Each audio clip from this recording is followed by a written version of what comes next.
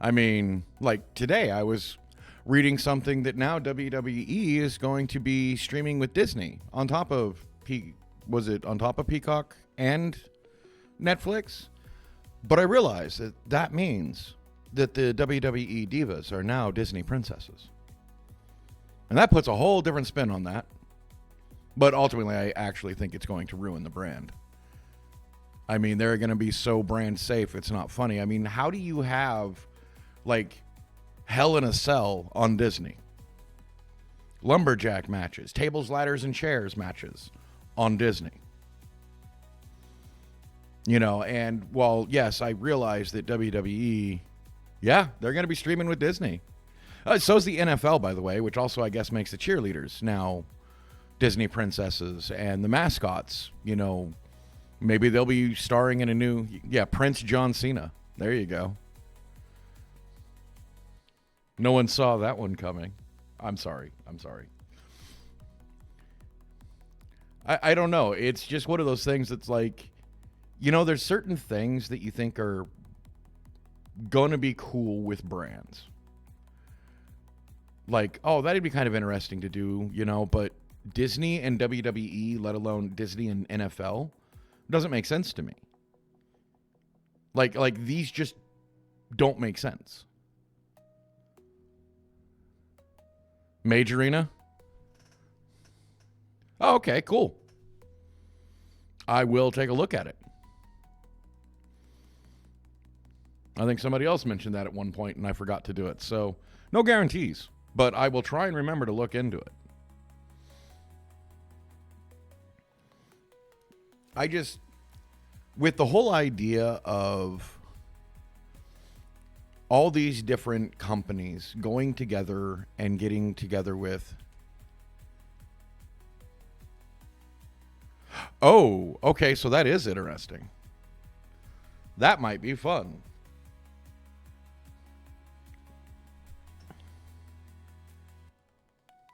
Right?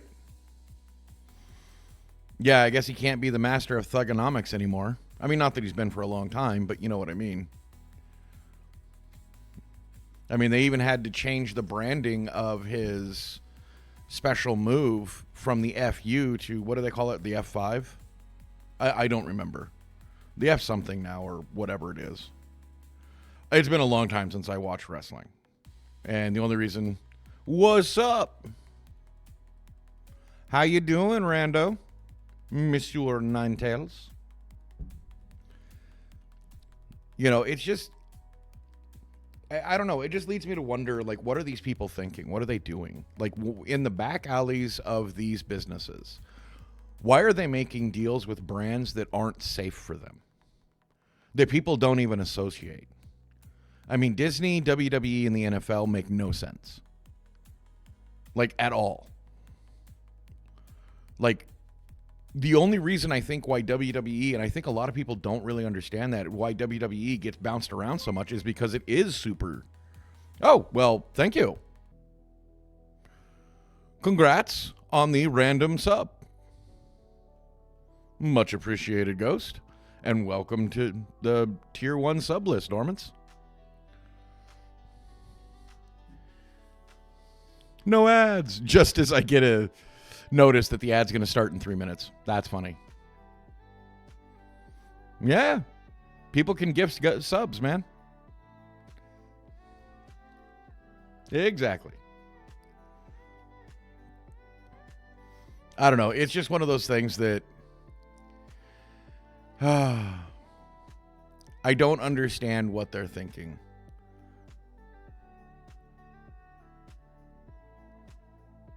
Ha! Yeah, I was busy this morning, but I do plan on getting around to reading what you sent me yesterday, or what you linked me yesterday. And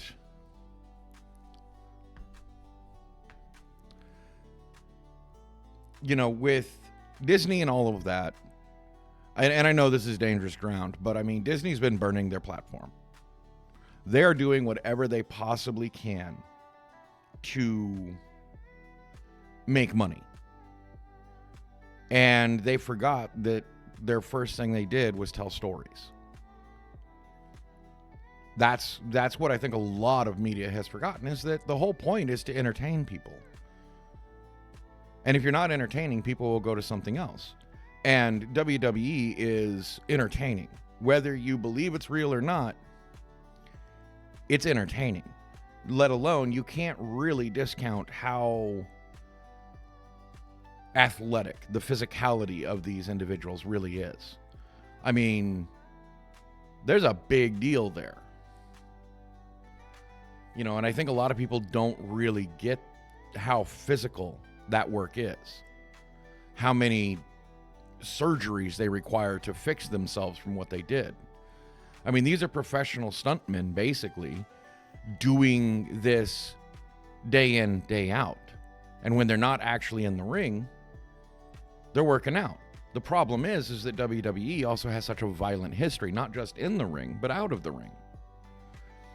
I mean, the feuds that were real between WWE stars, the amount of damage. I mean, people have died in the ring, and it's all supposed to be pretty well rigged and pretty safe, as much as they can.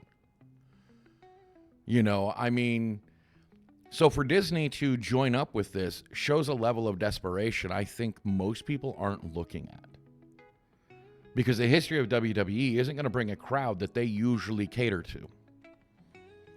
I mean, you're talking, and I hate to put it this way, but Disney's an extremely liberal brand, or isn't. I mean, I guess it really depends. And now they have an extremely conservative brand underneath their umbrella. Now, I don't know if WWE was bought by Disney or if they're just being streaming on Disney. I think they're just, you know, it's an agreement. But that also means what comes with Disney agreements is being brand safe. So, you know, a lot of the things, some of the moves, I mean, I don't know if anybody remembers, you know, old school Rikishi that used to put his butt in people's faces. Well, that's gone.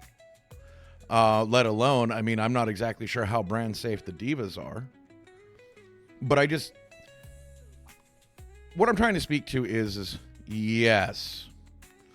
There was a wrestler, I think his name was Rikishi. It was a long time ago, and one of his finishing moves was literally backing his butt up to them in the, you know, in the corner where they're laying on the turnbuckle.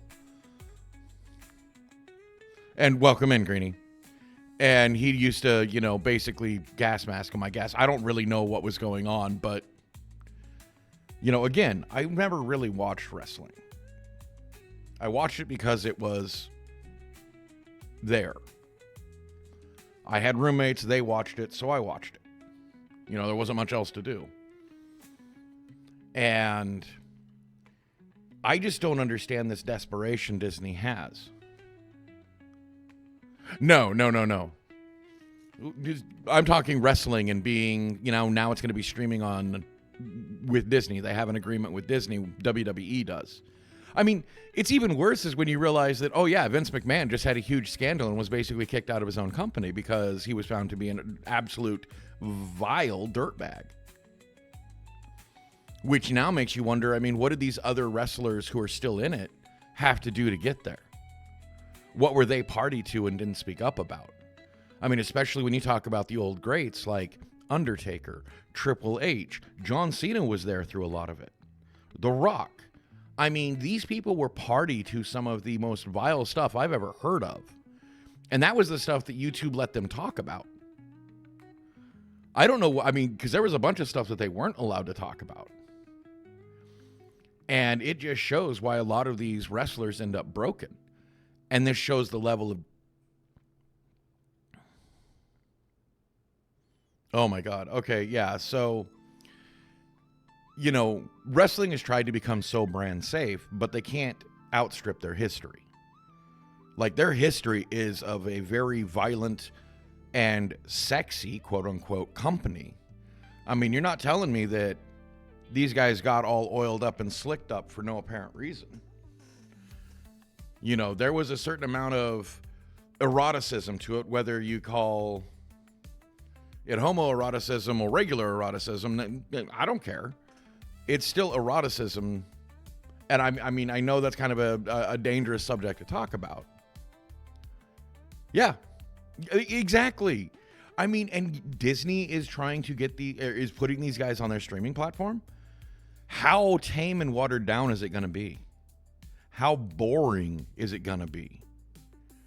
I mean, I could understand if wrestling decided to do an animated series, a cartoon of what they did and make it brand safe. I mean, shoot, G.I. Joe used to have a crossover with Sergeant Slaughter. You know, he was one of the Joes for a long time. You know, I mean, it just doesn't make sense to me that Disney is doing this, let alone, I mean, the violence inherent in NHL or NFL and NHL, but we're talking about NFL. You know, and I'm talking outside of the gridiron. These guys are known to be very violent, abusive to pretty much everybody because they've got them hopped up on so much steroids. You know, none of these people are natural. Yeah, exactly. You know, and I mean, I don't care that WWE is fake. It isn't, you know, these guys have to be athletic to do it. Yes, it's fake, but the moves are real. They're made as safe as possible, but they're still real. I mean, some guy jumping off a ladder, kicking another guy off another ladder, you can't really fake that when it's a live show in the middle of a ring. What's up, gossip? Just lurking? I understand. And so this just shows me this level of desperation Disney is at. They're trying anything to get people over to their streaming platform. But their streaming platform is full of garbage. There's like, what, one show? Maybe if you really like, you know, Mandalorian, I hear, you know, that one's pretty decent up until a point where I guess it went off the rails. I don't really know. I haven't watched them. Oh, no problem. I totally understand. I'm not complaining about you lurking. I'm just making sure that that's what you meant by using that particular emoji. Because that's what it's there for. Lurking. So, welcome in. Glad to see you. Oh my God. Why don't I have my... Oh my God. Where's my mod stuff? Why is my mod stuff? Yes, show mod icons. Show moderation actions.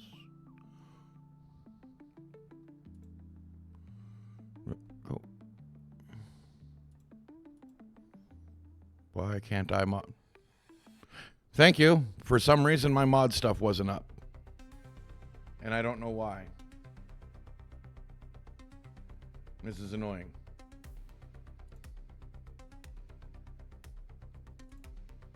There we go. Oh my God. Anyway, they switched from punches to chest slaps and no more chairs, sledgehammer, ladders, and I did not remember the last. Right? And that was just recent. You know, those were, I shouldn't say recently, like the last 15 years, they've done a lot. Which, I mean, okay, that's great. It's great for the safety of the wrestlers. But how much more is Disney going to want them to do? Or has this been the plan all along? Well, you know, glad you were here, Dormants. At least if I remember right, GTG has got to go. But yeah. Well, I'll be on for for a couple hours. Thanks for joining while you can.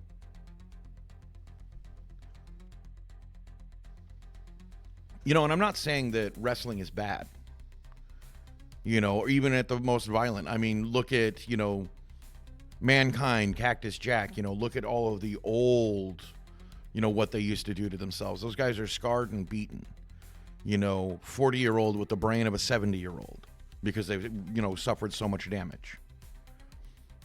That's sad, you know, in which I think a lot of people forget. Maybe that's why Hogan kind of lost his mind as he got older, because how much damage was done to his brain. I mean, I'm not trying to applaud Hogan, you know, or Terry Bollea, I think is his real name. But I'm not trying to applaud his actions. But we also have to remember that these guys suffered a lot of damage. It doesn't excuse what they did, but it might give us a little bit of an idea of why they did what they did. Right? I miss the more grown-up stuff. I mean, it's just so kidified now. And I get why they do it, but it also shows no integrity. Yeah, I mean, it has to be.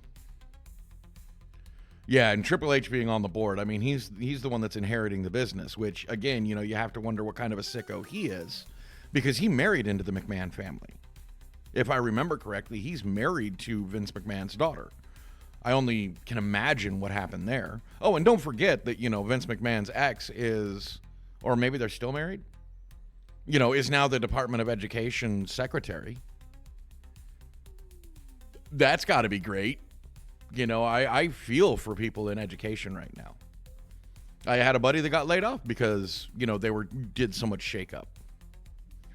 You know, but Disney being so desperate to hire their ratings, to bring more people to the streaming platform. And they're just not doing it. I mean, their last 3 movies, Marvel movies, have flopped. Which is sad because they still brought in hundreds of millions of dollars, but their budgets were $500 million. What are you expecting? You know, that you have to make $500 million just for your movie to make even? Like, what world are you living in? I mean, especially when you're competing against yourself. You know, as much as you may like, you know, Captain America Brave New World, or Thunderbolts New Avengers, or Fantastic Four First Steps, there's only so much of an audience. How many tickets can you sell? You know, and I really don't think superhero fatigue is actually real. I think we're tired of the stories and we know what we're going to get out of Disney.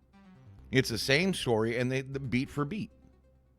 You know, somebody does the sacrifice, you know, big bad pushes, you know, the heroes to their limit. Somebody makes a sacrifice, wins out, maybe dies in the process, but generally is brought back. You know, I mean, that's literally beat for beat, you know, First Steps.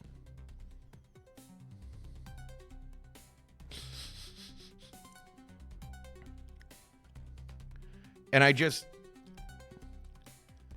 it shows the level of desperation. You know, Disney is losing money right and left. And they don't know what to do because all they know is numbers. They don't know how to tell a story.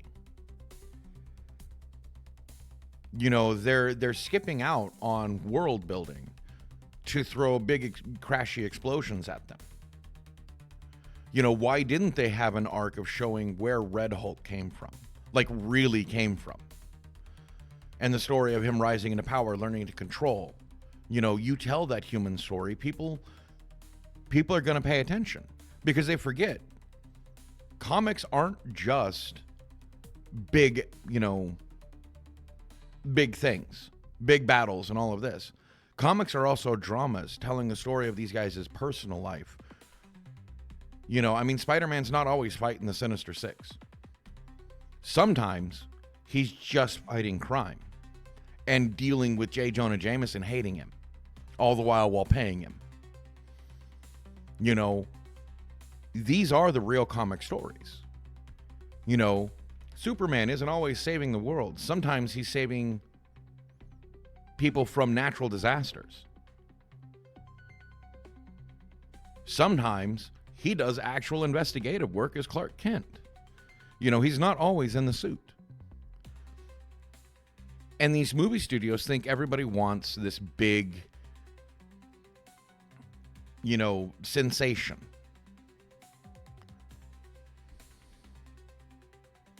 Right? They really should. I still can't believe that show's getting a season 2 with how badly it performed in season 1.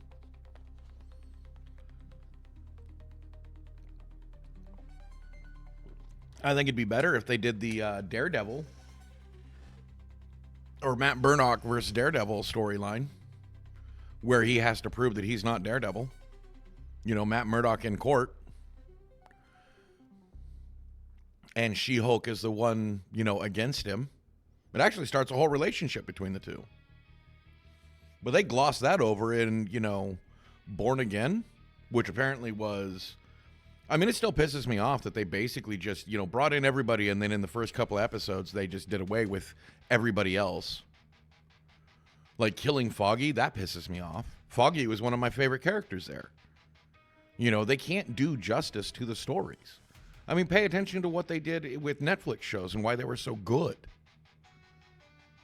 You didn't have a big climactic battle every episode. You may have had a bit of a battle, bit of a fight here and there, but it wasn't this huge thing.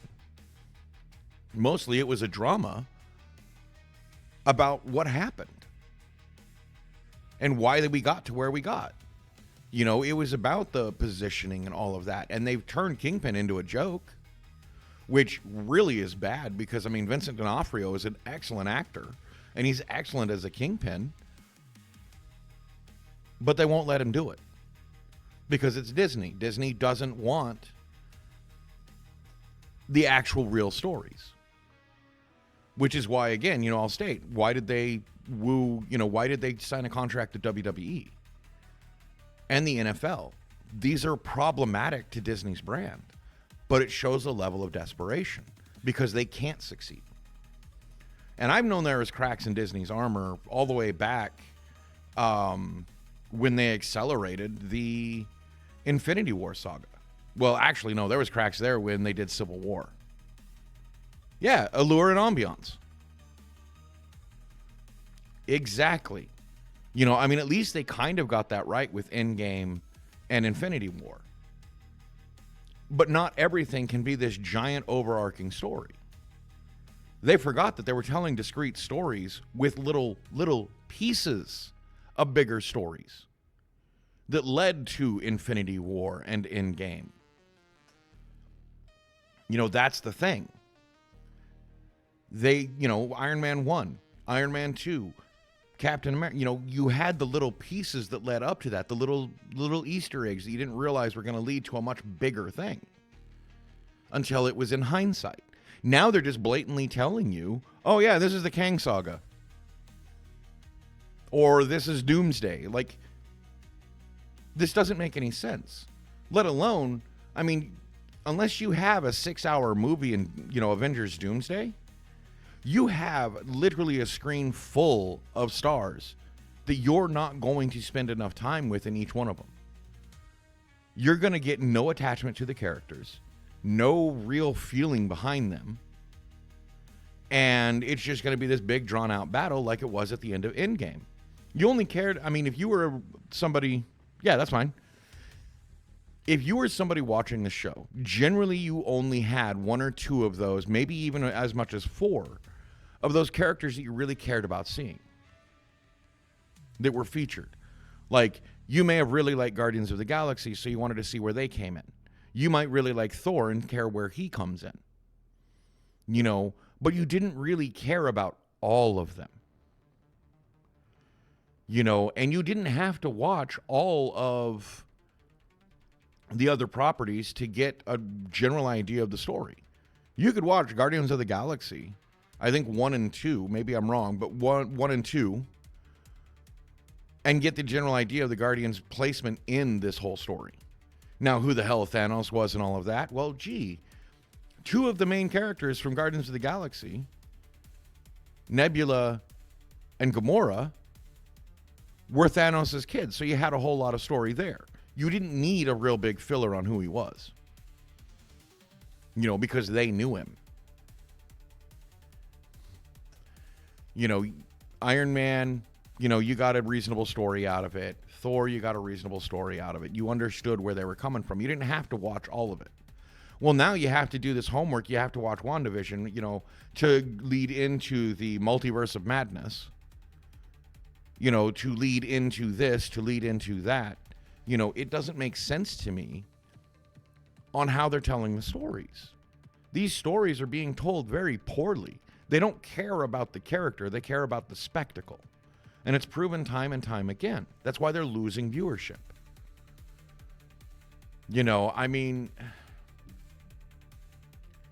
I don't know.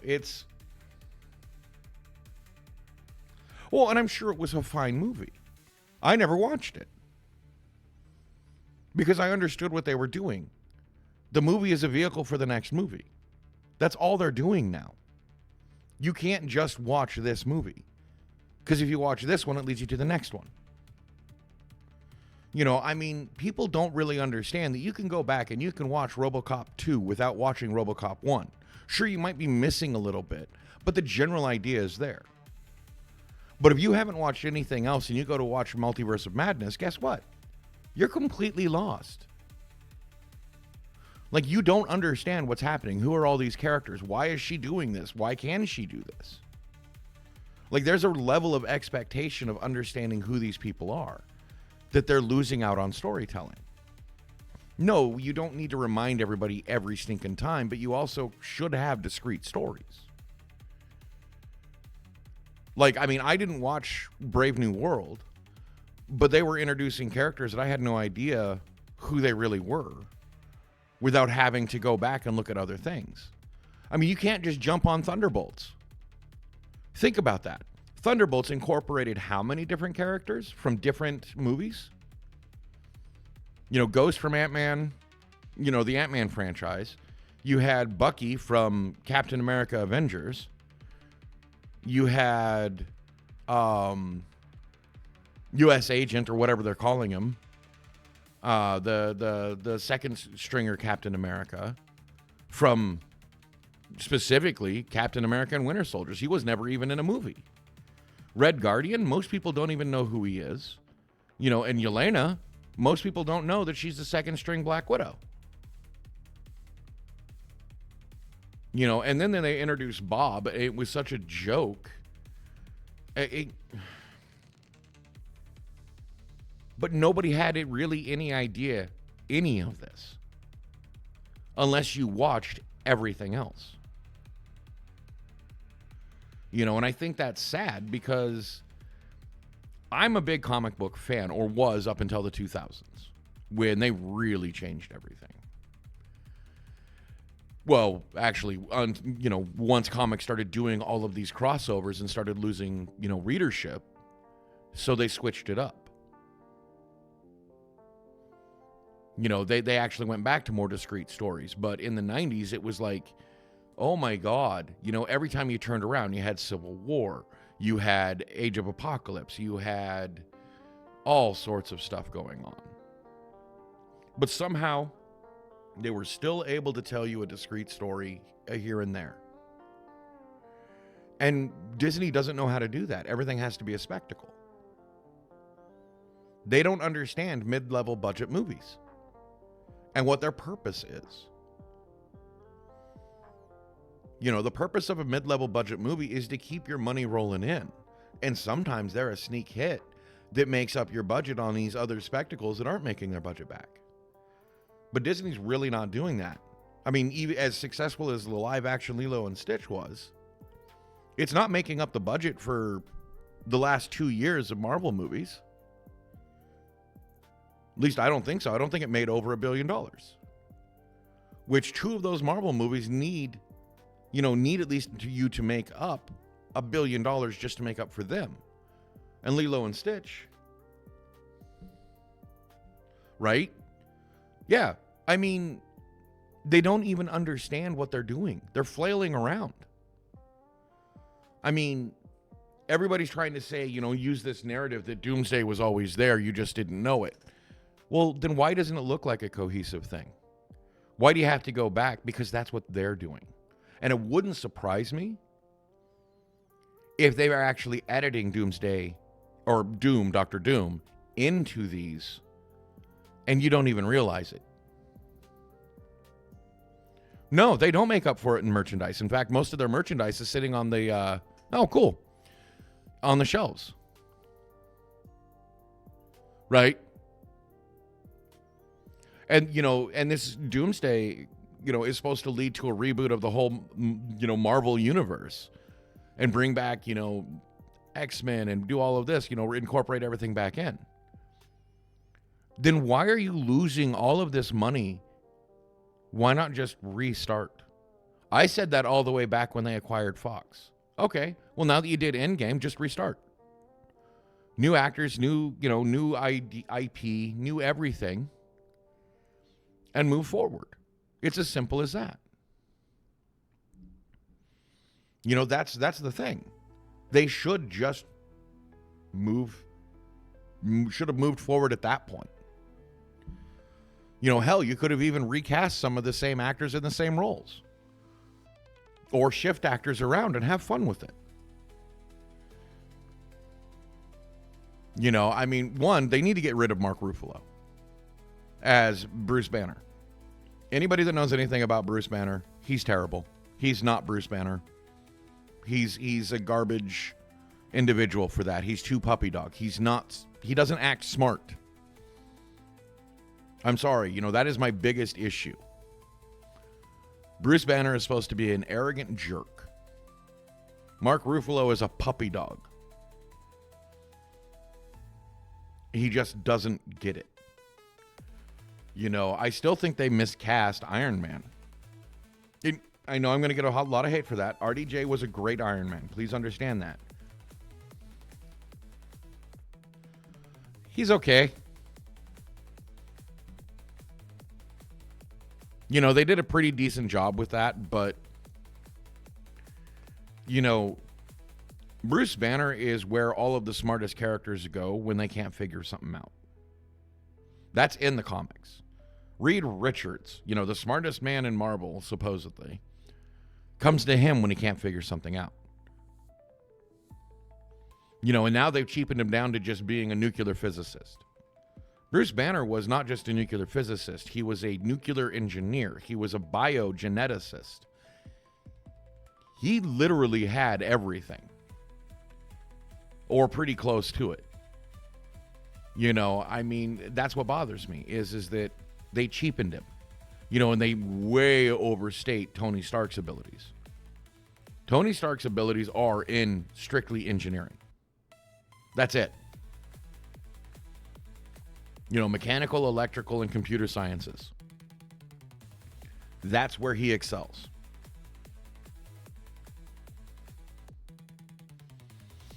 And because of RDJ being the most glorious of actors, which he is, he did a great job with it. They couldn't really make Tony Stark be Tony Stark. Tony Stark is a jerk. He's not supposed to be likable.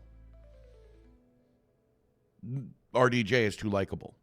You should have had Benedict Cumberbatch as Iron Man, as Tony Stark. You should have had RDJ play Doctor Strange. Because Doctor Strange, while starting out as an arrogant ass, becomes very likable, jokey, he has fun. You know, that's comic book source material right there. These guys should have flip-flopped roles. But of course, at the time when they were doing Iron Man, Benedict Cumberbatch wasn't a huge star. I'm not even sure if he was really even known at the time. Because Iron Man was, you know, done so long ago. What, that came out in 2008? I don't remember. I remember it was a long time ago. I remember I was still on ship, I think, when it first came out. Hell, has it been that long ago?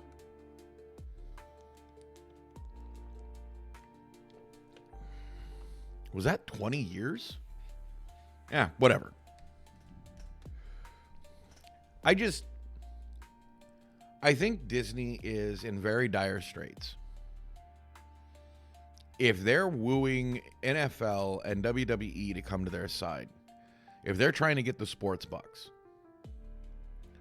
just to boost their ratings, I mean, they're not even purchasing these things. They're just signing contracts to stream on their platform. That shows you how bad off their platform is, because it's not cheap getting the WWE and the NFL onto your platform. That's a lot of money, and you hope you make it back. And Disney's not going to. They're just not. You're not going to make enough money off of WWE and NFL that you're losing on your movies. You know, you're not. I mean, while you could be making more money, you're not making the money back. It's not going to happen. And it's terrible. It's terrible that Disney has brought themselves to this point.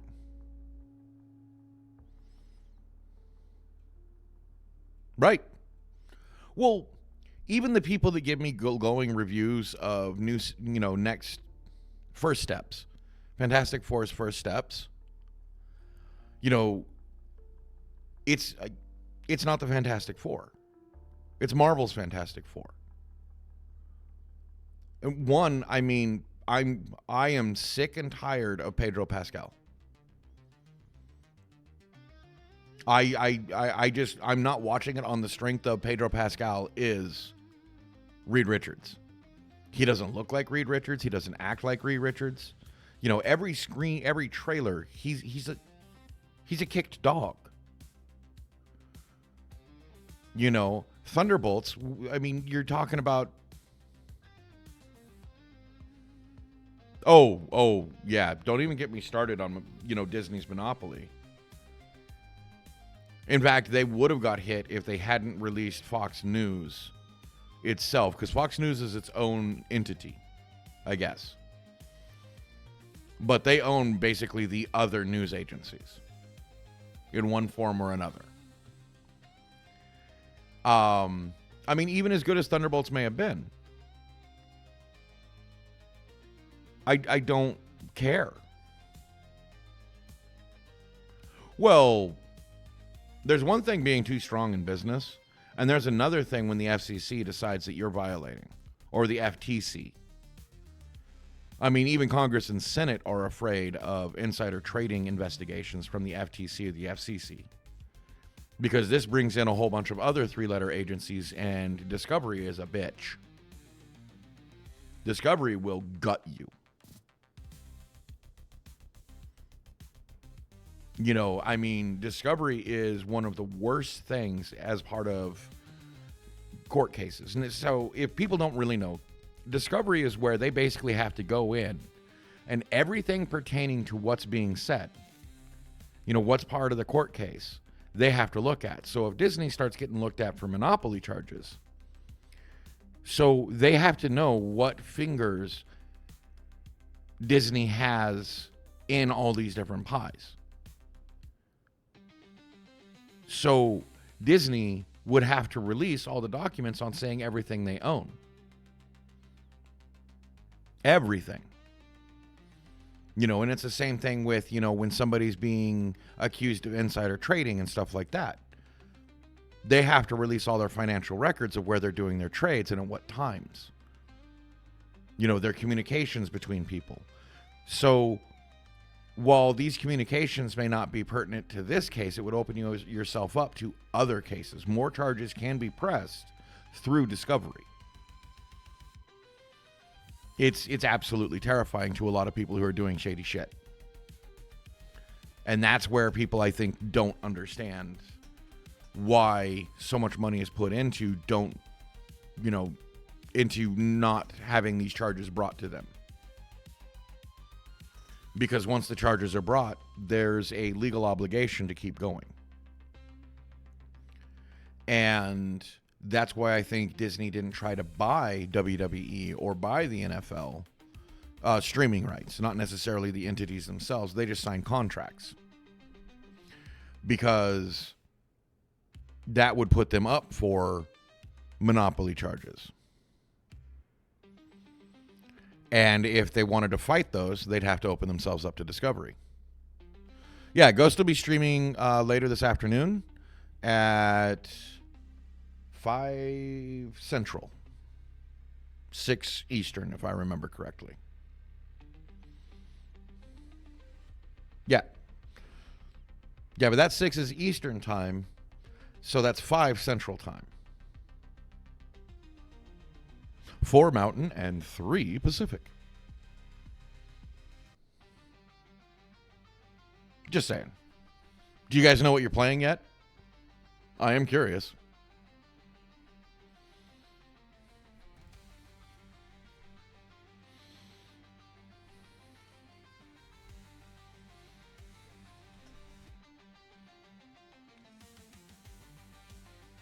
Lethal Company. We all love the company. The company. Yep, right.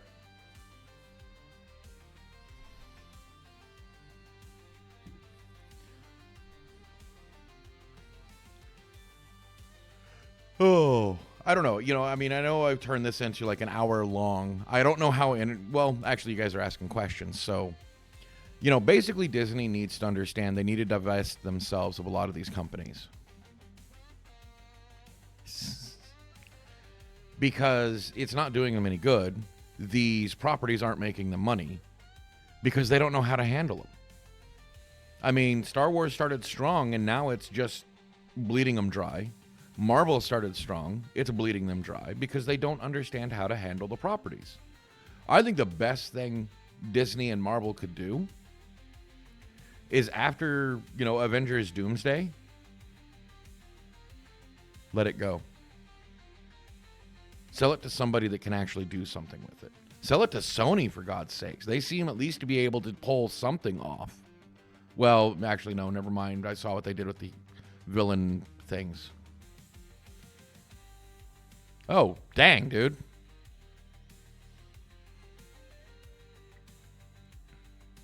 That sounds good.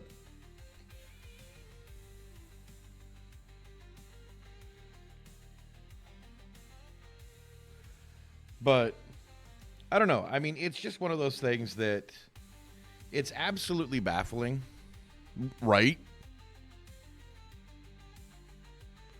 What, to buy Marvel? Bro, I could sit here and make a good case for Marvel isn't worth as much as they say. Losing money consistently year over year on their movies and their TV shows. I mean, Ironheart. Did anybody watch Ironheart? They say people watched it. I don't know anybody that did. And regardless of what you think, but most people just aren't watching. So I could state a case that it's probably worth 50% of the value that it was, 10 years ago. If not 80. Iron Will. I don't know what Iron Will was, but yeah, I mean, Ironheart 1, I mean, even in the comics, I don't know why Marvel went with Ironheart.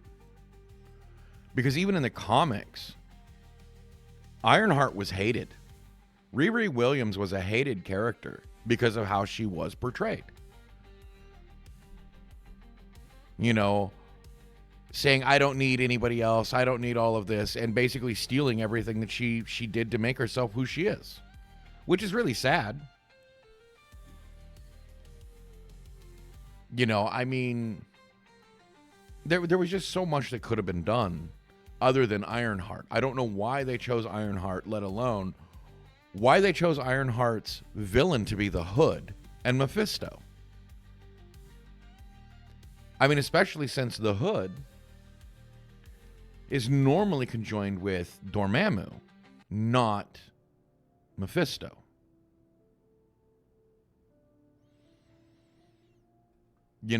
Parker Robbins was supposed to be, I'm not even sure who he was supposed to be a villain for. Oh, dog sledding. Okay. Sorry, I thought you meant something contemporary.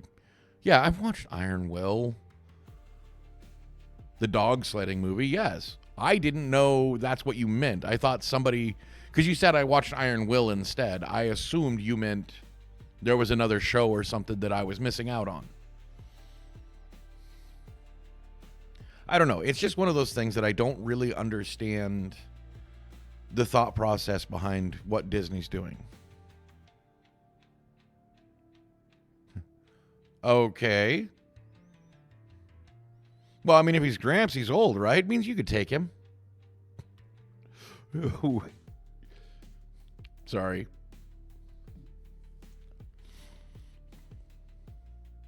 But with... Oh, dang. Well, tell him to throw a blanket on. Get some, long johns. Get himself a onesie. I hear you can buy cheap, Chewbacca onesies.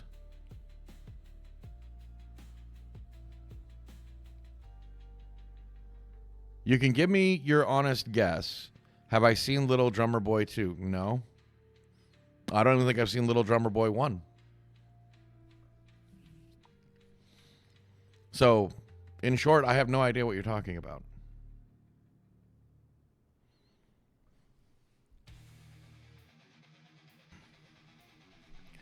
But it just, I mean, even Sony's in bad position with their superhero movies. So, I mean, the Spider-Man movies haven't been making as much money.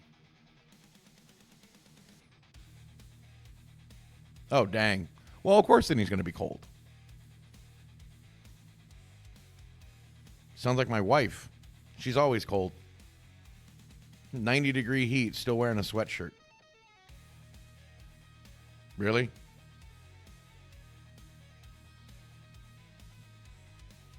I don't know. You know, it's just these...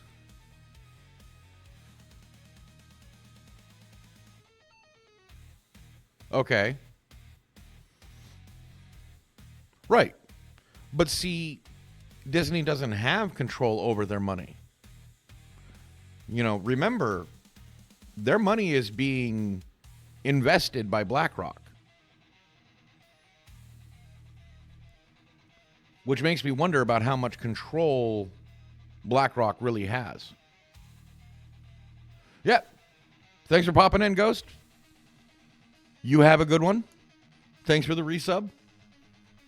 Much appreciated. Hope you have a wonderful afternoon, and I'll see you on stream. It's 6 Eastern Time, 5 Central.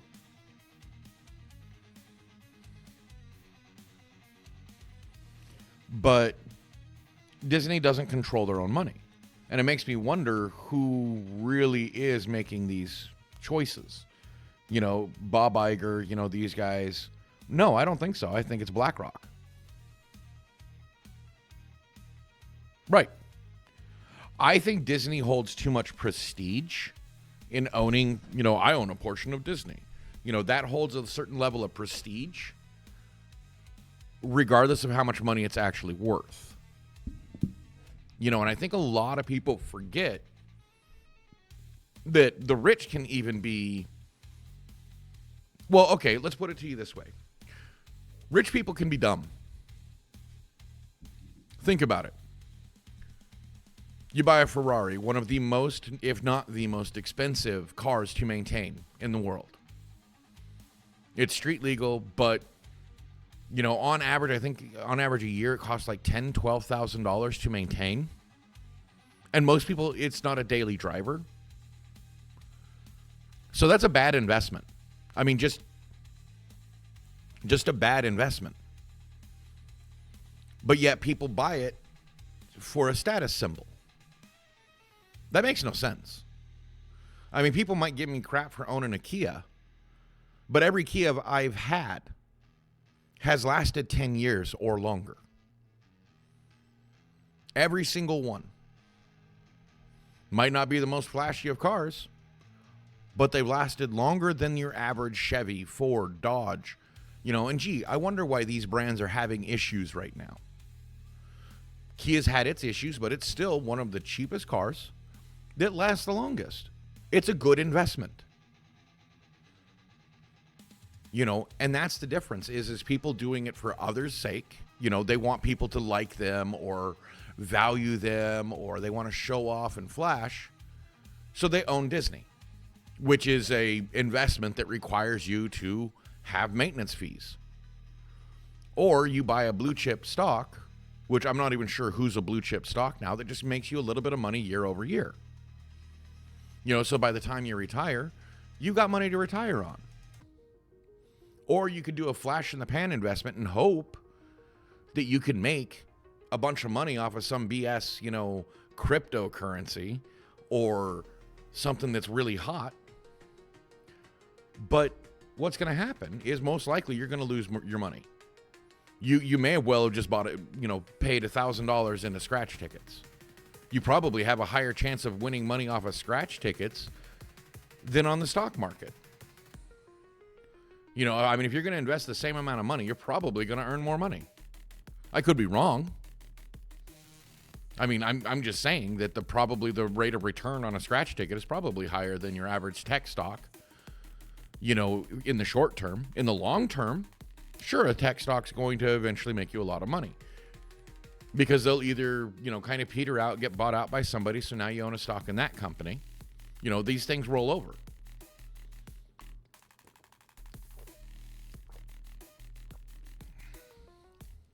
That kind of stuff. It's just, when you're talking about Disney and their financials, you also have to remember their investments, and they don't control those investments. Their wealth is managed. And it makes me wonder if, because BlackRock has certain criteria, and if you don't do it right, they won't handle your money. But they also have a really good return rate, which surprises me that it's been so consistent. But also, when you're managing that many funds, guess what? You now control the market. Like, sure, they don't actually own these stocks, so they can't get hit with, monopoly rules. But they're just managing. But now they're controlling the markets, and they can kill pretty much anything they want. If Disney doesn't do what they want, they would be killed faster than these crap movies they're putting out.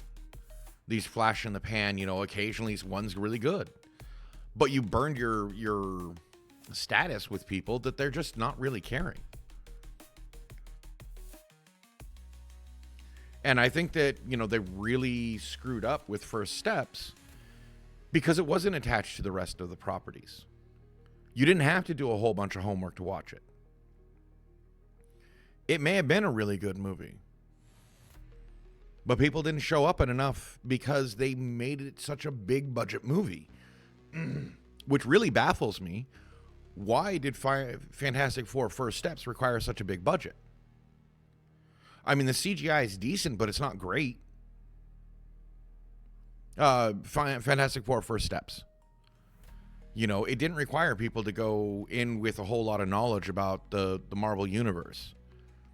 It's Fantastic Four, and they gave you in the first 15 minutes, okay, this is who the Fantastic Four are. This is what happened. I don't plan on it. I don't plan on watching it because even people that have given me good reviews, like, they may have liked it, but what they're telling me about it, I'm just looking at, it's not really a movie that I want to watch. Plus, it's Pedro Pascal. I can't stand the dude anymore. And welcome in, Infinite. You may have been here for a while. I don't know. But welcome in. And, Fantastic Four First Steps just shows how little faith people have in Disney. And, I'll do a little recap for Infinite here.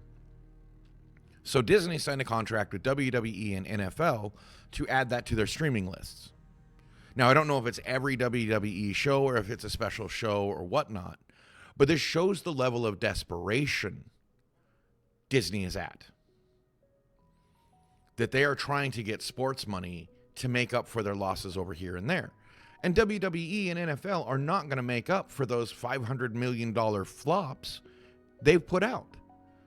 You might get, 200, 300 million, maybe 4 or even 500 million from adding those to your roster. But that only makes up for one movie. Oh yeah. I mean, he gives me the creeps. Oh, I have anxiety, so I have to hold on to somebody's hands. Well, then why is it always the female co-star? Because it's not just with her. What's her name? Sarah or Susan? I can't remember. His co-star. It's not just her. If you go back and watch other interviews, he's done it with more than just her. He's a creep.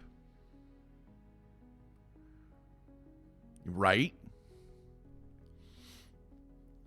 And so, you look back on this, and it's like, it's not just her. So it's not like they even have a real good connection or something, and it was just because they were playing husband and wife. You look back in other things. Also, his obsession with women's nails baffles me. Like when an interviewer comes up and she's female, he asks, "Oh, let me see your hands." It's almost like he has a hand fetish. And I'm not trying to kink shame here. I don't care if he has a hand fetish. But why be so blatant about it? And if you do, you're literally getting these people to show you something that you sexualize. That's gross. Right? Well, from what I understand from people that actually do have an anxiety like that, they have specific people they reach out to, not just anyone. You know, and a lot of people, you know, with that kind of anxiety, they reach out and grab like a pillow or something and hug it to themselves to feel that security blanket feeling.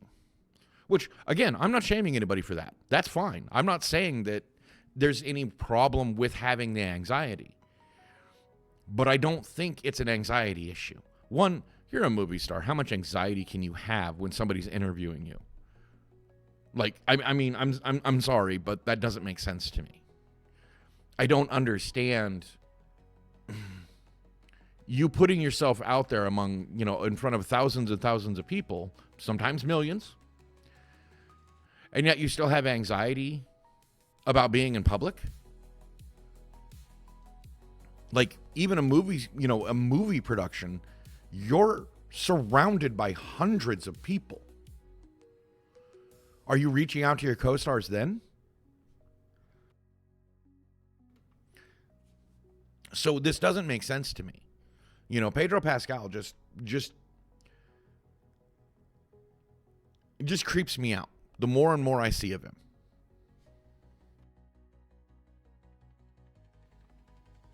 So I don't want to, again, I'm not trying to shame anybody with an anxiety disorder. But the fact that he reaches out to only generally female co-stars, he's using the quote-unquote safe gay friend concept to make it okay, even though he's not gay. But he's this metrosexual advanced person that, you know, he's interested in women's fingernails. You know, how's their nail paint? How's this? How's that? Right. But yet the media is turning it to where it's like, oh, he just has anxiety. Oh, he's just, you know, progressive. Oh, he gives a crap. No, he's manipulating you. And he's, as a guy, if I were to do this, I know exactly what's going on. It may have started as an anxiety thing, but now it's a power thing. Now I can use this whenever I want to. You know, now I can do that because that's what guys do. That's how our thought process. You know, I mean, I'm not saying that, you know, I would succumb to it, but I'm saying that if I were to do it like that, boyfriend, I think it was her husband, and they just had a kid. I mean, but it's Hollywood, baby, so who knows? Maybe he's okay with it. Maybe they're swingers. Who cares? Again, not shaming. I mean, if people want to swing, they want to swing. But when you're throwing it out in the public like this, do people really need to know? Yes, he was rubbing her belly too. Yes. You know, I mean, like he was doing things that a father would do, that the father of the child would do. I mean, and it never seemed like he asked. It was always like touching. I can't even remember. I saw a photo of him with another one of his co-stars, and his hand was really far down on her back. I'm not going to say he was fondling, but I mean, it was pretty far down. You know, things that I wouldn't really consider to be very good, but for some reason, they're okay with him doing it. But they're not okay with certain other people doing it. And that's what really bothers me about Pedro Pascal, is that he's getting away with things that would get anybody else canceled. Even if it was another girl doing this, it would get her canceled. Like, this isn't a gender issue. This is just literally a person issue. This would get you canceled. These are not things you should be doing to other people. And even more so that, you know, because he's become such a stellar star in the last, 10 years? Now he's got 3 movies out this year that he's in? Or was it last year? I can't remember. I just know that, like, he's everywhere, and I don't understand it. There's better actors. He's not even that good of an actor. He's reasonable. But it reminds me of, you know, them trying to throw Mark Ruffalo and everything. And he's basically the same way. He's a creep. You know, being a guy, I know guys like this. That's creep behavior. They're using the shield of, oh, I'm just defenseless puppy dog, blah, blah, blah, to get to you.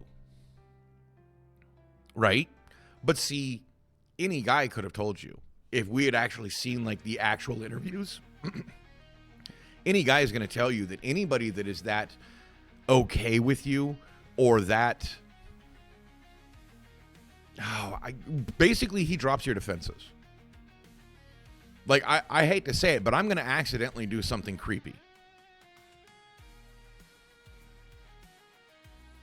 Yeah, see, this isn't, it's not a cultural issue either. Well, yeah, Latino, he was raised for he was 5 years old when he left the Latin community and came to America. Also don't forget that he's from a rich Latin family. I don't know if that makes a huge difference, but I mean, I grew up around Latin community in northern Nevada. I don't remember them being that touchy-feely with everybody. I'm just saying. Highly emotional, yelling, but they don't really mean it. Yeah, that's also an Irish thing, too. Like, highly passionate about things? Yeah, that's a human thing. I was caressed. I was? No, I was saying I don't remember that ever happening. Exactly. As a guy, I know for a fact that this is wrong behavior. Like, this is how predators act. Like, as a guy, I know I'm going to do something wrong. I'm going to do something creepy. Unintentionally, just because I'm a guy. It's just what happens. People have these estimations of what you do, I look around a lot. I've been security for so long, when I'm sitting down with somebody, I am literally moving my eyes around everywhere. Right? That's what I'm saying. Like, if a girl was doing this to her guy co-stars, nope, it's wrong. But why does Pedro Pascal get away with it? I mean, you put Tom Holland in that scenario, doing that with his co-star. Well, maybe not Zendaya, because I guess they're dating, but, a co-star that they're not dating. I'm sorry, that's creepy behavior. That's creepy behavior. That is creep behavior. Because one of the first things that a person will tell you that is helping you to make friends, influence people, is touch them. Especially at specific times. Ben Franklin famously said, you want somebody to become your friend? Ask them to do something for you. Just something small, something easy. Right? Well, no, I actually think he's manipulating the people around him to get them more attached. It's the same thing cult leaders do. They'll reach out and touch your hand. They'll touch your shoulder. They'll talk to you. I mean, why do you think most cult leaders, when they're telling you a big bit of information, they got their hand on your shoulder? Direct eye contact. These are how you control and influence people. Like, that's literally what you do. I mean, you watch old pictures of any big dictator, ruler, anything like that, and you'll see that the people they want to have around them, they're touching them at some point. Yes, the foot in the door. So when you see this kind of stuff, you got to really understand what's going on. They are pushing for control and manipulation. Me jealous of Pedro Pascal? No. One, I'm pretty sure I could take him in a fight. I'm joking. Sorry. But the fact is that it doesn't make sense. Yeah. Well, one, I like my space. I like space. I don't like people, I was really happy with the whole, 6 foot away from each other in lines. I was super happy with that. Not because not because I understood the science behind it, but because it just meant I could actually tell people to back off.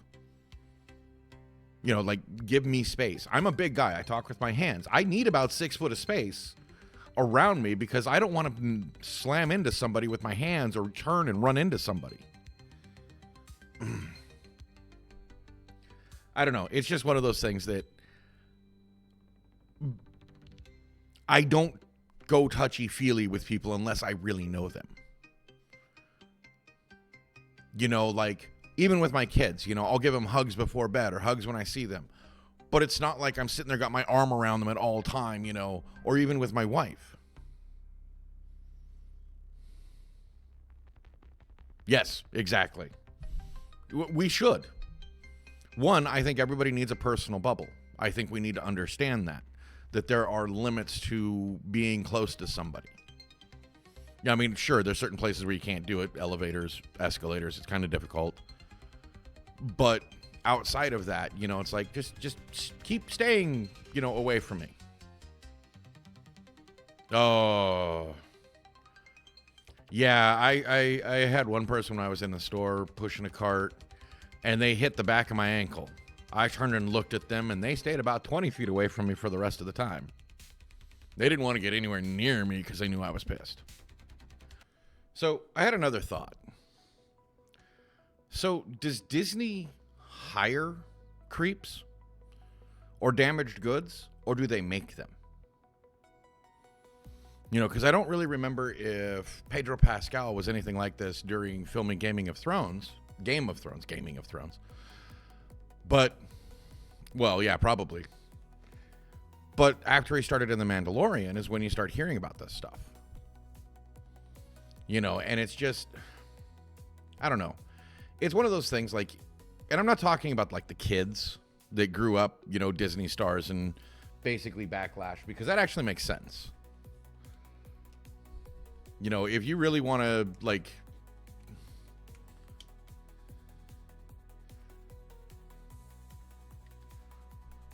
during that filming, a little more context, please, Infinite. Oh, no problem.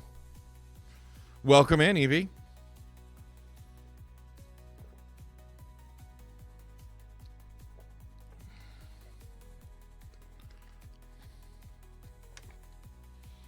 Right. I mean, I don't really know what happened. I mean, right? Viggo Mortensen as Doctor Doom would make so much sense. He would be a great Doctor Doom. There's plenty of actors that could play Doctor Doom. We didn't need to bring RDJ back.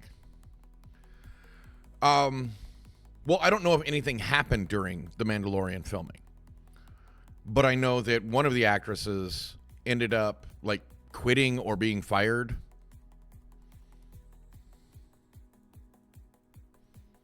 Right? He should have a service animal or something, you know, a squishy plushie. You know, why does he have to be a creep? You know, there's other coping mechanisms, you know, and it's not like he can't afford good therapy to get him good coping mechanisms, you know, and not be encouraged to use bad coping mechanisms. Sorry, Evie, we're talking about, oh,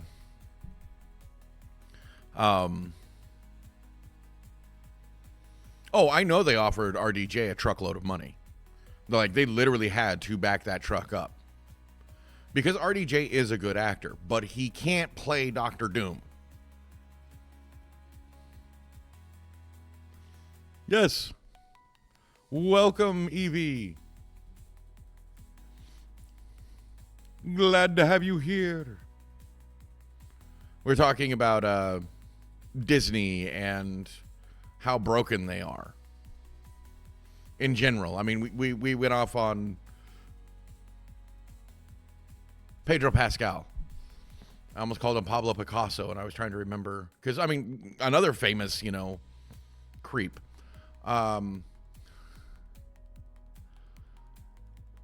If you don't know, Pablo Picasso was a hell of a creep. Right. Yes. Yes, Picasso was a creep. Pablo Picasso. Like, his models, he would often He just look him up. He's famous for being a creep. Really? Oh yeah, he was bad.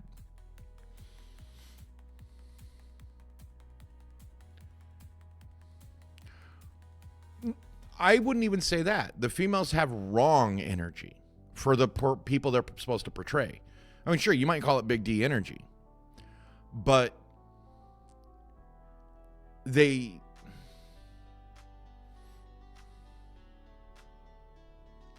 Right? Meridia was great. Like, Disney about 15 years ago was really good. After that, though, it just seems like they forgot how to write characters. Well, I mean, Lilo and Stitch. And, I mean, don't even get me wrong about, or get me started about the live-action Mulan and how broken that movie was. Behind the scenes. Hiring slaves is not a good idea. Or hiring a company that uses slaves. Well, it's not even Save Me, Prince.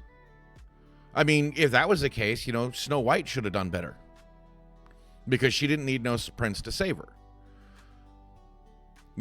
But that's not really what it... I mean, they're trying to have their men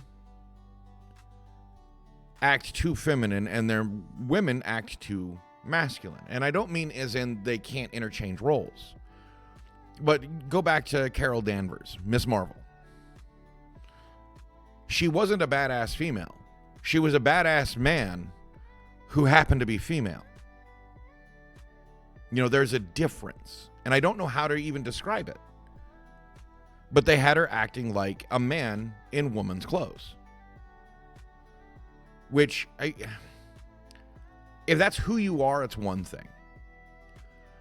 But to me, it spoke to a lot of insecurity and not actually being secure in who you are, is what it really portrays to me. Now, I'm a guy. Maybe I'm completely off base with this. Right. She didn't come across as confident. She came across as insecure. Like she kept having to prove to herself that she was that good. I mean, when was the last time you saw Arnold Schwarzenegger have to prove to anybody that he's strong? That he could be, do what he did? He just did it. He didn't have to tell people about what he was doing. I mean, Rocky Balboa. Sylvester Stallone. But, I mean, in the Rocky movies, you have to have a character arc. And with Miss Marvel, or Captain Marvel, they didn't give her a character arc. She just came on the screen as the biggest, toughest thing. There was no earning it.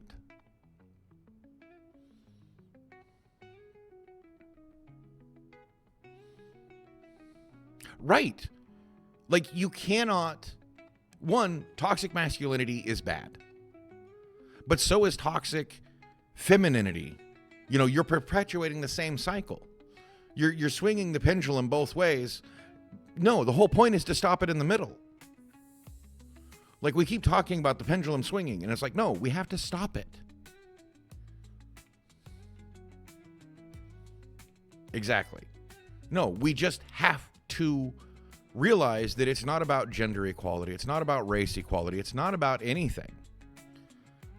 It's about treating everybody equal. Pure and simple. It shouldn't matter your gender, your color, or anything like that. It should matter who you are. That has been abused on so many different sides, it's ridiculous. Right. No, we just need a club. And it's one of the things I don't understand. It's like, my wife has worked in unions for 20 years almost. There is no inequality of pay. You get the same pay the longer you work. You get the same pay depending on the jobs you choose. Everybody's making the same amount, whether, you're doing this job or that job. It just depends on the contract with the job. That's how it should work for everyone. You shouldn't have to, to combat, all the male CEOs, only hire female CEOs. I have an issue with jerks. Male, female, dog, cat. I have an issue with jerks. I actually was trying to speak on that a little bit earlier, is that Disney forgot how to play or write humans. That's my big problem with it, is they don't know how to write human. Their movies always have to be these big spectacles, but they're not telling you a human story. Although maybe Andor was telling a human story, because I hear that's like the best Star Wars out there. Again, I don't buy anything Disney. I don't purchase anything Disney. I avoid Disney like the plague. Okay. Yeah, see, Andor was great. But I'm pretty sure that's because it told a human story. It wasn't about Jedi. It wasn't about Sith. It wasn't about this. It was just a human story. It was about Andor and the government and just how it worked, from what I understand. Okay. And I think we need to remember that human stories are what we like. Well, because they weren't telling a Star Wars story. They were telling a story in Star Wars. There's a huge difference. And I think that's where Mandalorian screwed up, is that it started telling a Star Wars story in the Mandalorian universe, not a Mandalorian story in the Star Wars universe. Okay. And that's the problem is that we forget. I mean, it's like people complaining about Superman, the newest Superman, and how it was a Justice Gang movie. And I'm like, the Justice Gang really weren't in there that much. They were literally window dressing. They were to show how Superman could actually have a home life because there were other people that could take care of things. I mean, they even made a point of that at one point. There's this big battle going outside, and he's just sitting there. Lois is like, well, aren't you going to go help him? Like, nah, they got it. It's a fifth dimensional imp. He's just playing around. Yes, you should. It was really good. I'm trying not to spoil anything like big. In my personal feelings is that it wasn't this huge story. It was just a story about the 3-year plan Lex Luthor put together to try and beat him. It was a story about the closest Superman had ever gotten to being defeated. And people forget that, Superman's getting his ass kicked the whole time. Well, yeah, he was.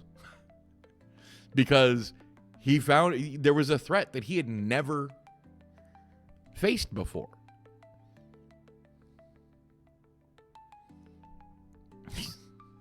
Right? It's so baffling to me that people can't really turn their brain on and watch certain things, actually understand. Okay, sounds good.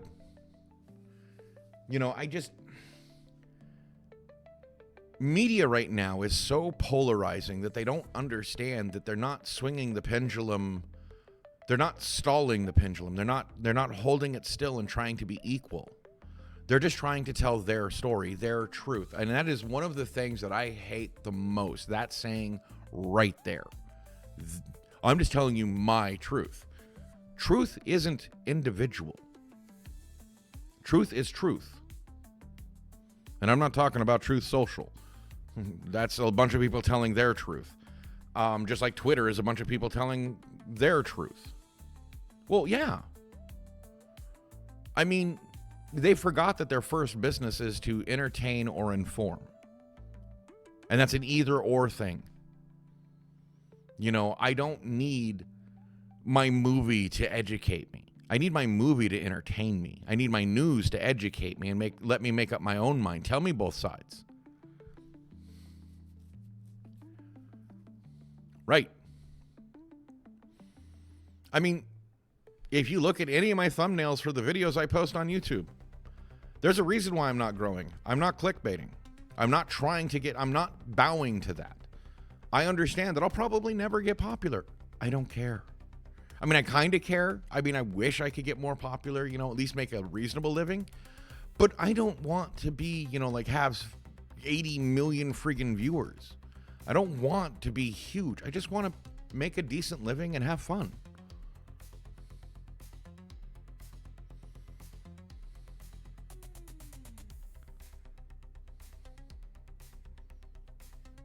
Oh, you read chick. Never mind. Chick it. The media only wants chicks. Anyway, but that's the point is like whether it's news media, whether it's YouTube, whether it's this, everybody's like screaming in a room and nobody's listening.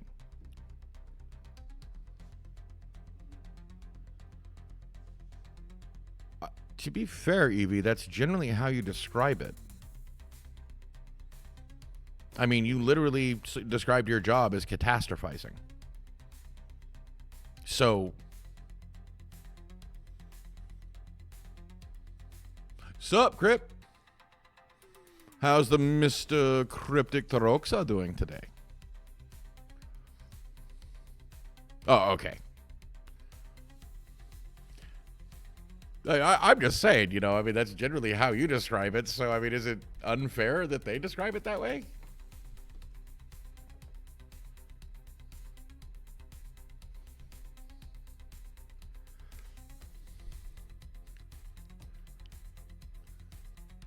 Right? I wish people understood how. Oh, and yes, Infinite, happy birthday. I know I put it in the Discord, but I'm going to say it out loud now. Happy birthday. No, I'm not going to sing to you. I'm sorry. I know a lot of people hate that. But I do hope you have a good one. And I hope they put the proper amount of candles on your cake.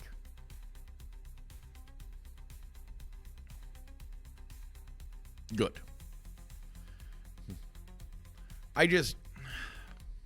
With the media and stuff, I mean, I get it. They want clicks. Right? Well, when the next time your birthday comes around, next year-ish, because I know it wasn't that long ago. Like in July, I think is when it was, or the tail end of June. I'll sing to you for your birthday. Yes, exactly. We will sing happy birthday to Cryptic. Because, I mean, I don't really remember exactly how long ago it was. May 17th. Wow, I was way off. I knew it wasn't that long ago, but...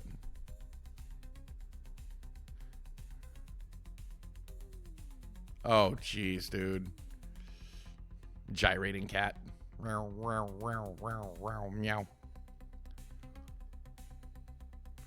I read that as a boss guitar.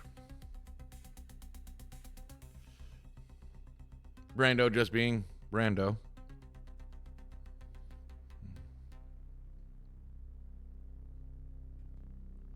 I don't know. It's like with media and stuff, it's one of those things that they keep wanting that pendulum to move. Because the faster it moves, the more unsecure you are in your own personal beliefs, the more likely you are to click on things. The more likely you are to, cave into your insecurities. I mean, I don't know if they're better than mine, but it probably looks better it doing it. Merry Birthmas. It's just one of those things that the media used to be about telling the truth, specifically the news media. Like actual truth, or at least try to as much as you could get away with. Because editors and, producers have a whole job about. Yes, exactly. Scared people are easy to manipulate. Also, distracted people are easy to manipulate, which is why, they're pushing short form media, reels, shorts, TikTok. They push these things, and it's just mind numbing. I mean, how did TikTok get started? People dancing and lip syncing. I can do that too. Why? Right. I don't use TikTok. I don't use Reels. I don't use Shorts because it is all the same thing. I mean, most of these people are multi-posting anyway. You're going to see the same thing on all of them anyway. It's all just meant to have you click for however long. Yeah. Yeah.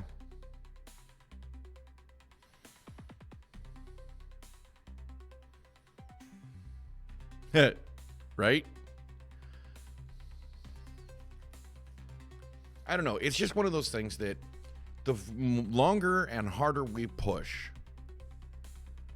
the pendulum, the further it goes the other way. We need to learn to stop pushing the pendulum. We need to learn to be more centrist, more central in our beliefs, more willing to listen, because if you're extreme one way, you're less likely to listen to anything that's even, outside of your center. And I don't care which side you're on. It's literally just everybody in the middle. That's really what it is we have to reach a consensus. We have to work harder at. Yeah. Well, actually, the U.S. is put out as being extremely extreme on both sides, but the average person is centrist. The average person doesn't absolutely hate Republicans or Democrats. The average person, actually doesn't mind certain things from both sides.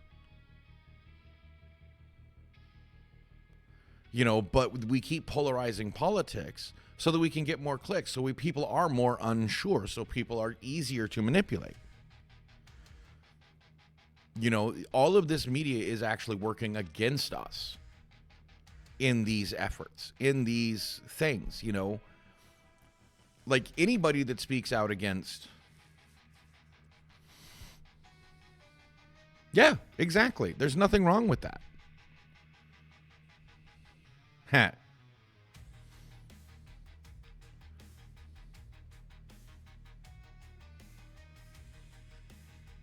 Right?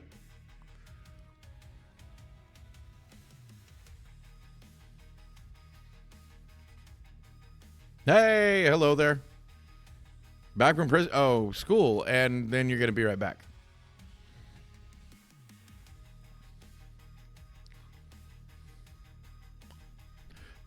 To be perfectly honest, a lot of people don't realize this, that early schools were actually built on prison plans. The first industrial schools, like the industrial size.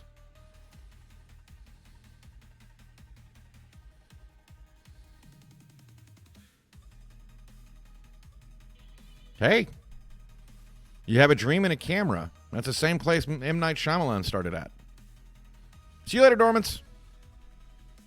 You have a good day. I only have a half hour left anyway.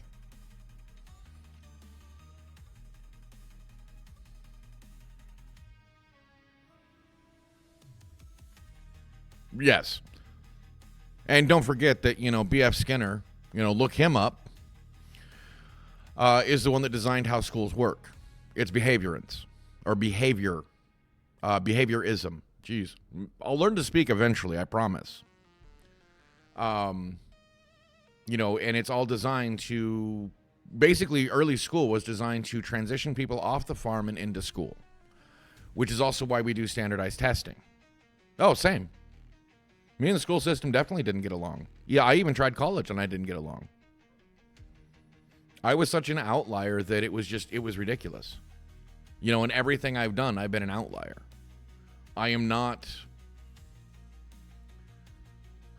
generally consumable.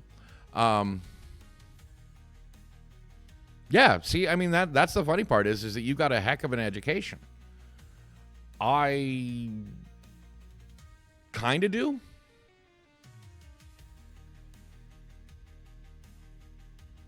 See, the problem, Infinite, is that I could do that no problem. I challenged myself, and I even told my parents about this. Freshman year, I failed every class, up to the halfway point. I dragged every single one of those grades back up to straight A's by the end. The lowest grade I had was an A minus.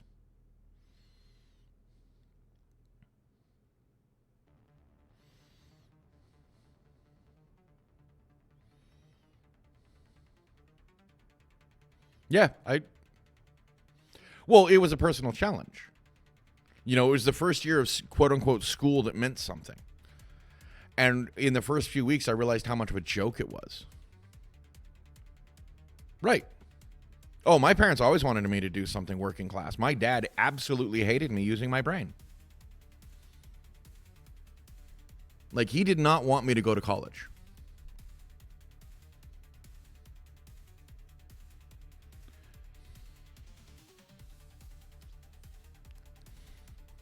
And so I didn't.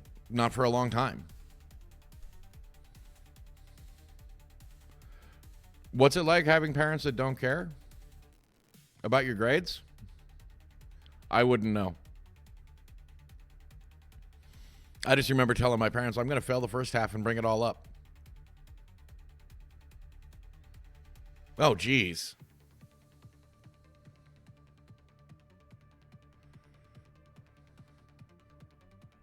Well, yeah, you know, you have to do it yourself.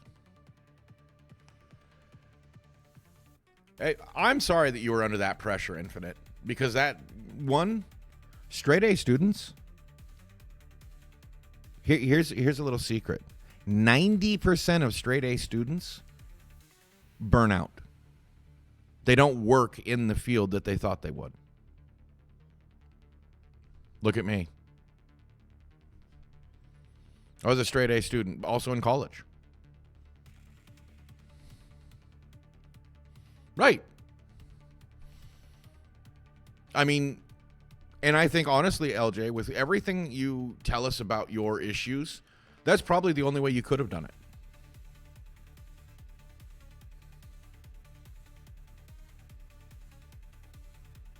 Well, yeah. I mean, especially since you say they were basically working class. So, yeah, working class are busy. My dad worked, 12 to 14 hours a day. I mean, it also didn't help that he was a jerk and psychologically abusive and very, very occasionally physically. I'm not enough to press charges or anything, but yeah, we got shoved around a lot.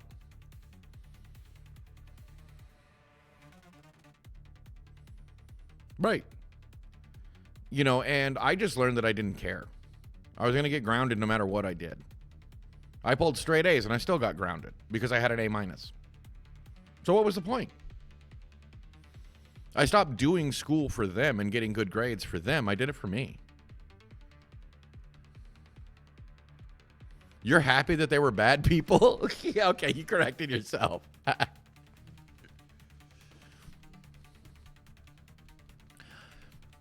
See, here's the problem, LJ. I don't think so. Given your mentality, I'm wondering if more likely, if you had parents that tried to push you, that if you wouldn't have rebelled against it and pushed back and not reached the goals that you wanted.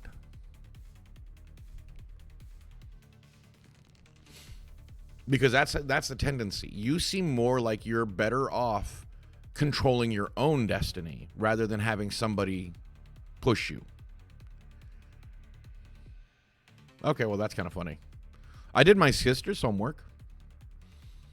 I was in junior high. She was in high school. Oh, dude. That sucks.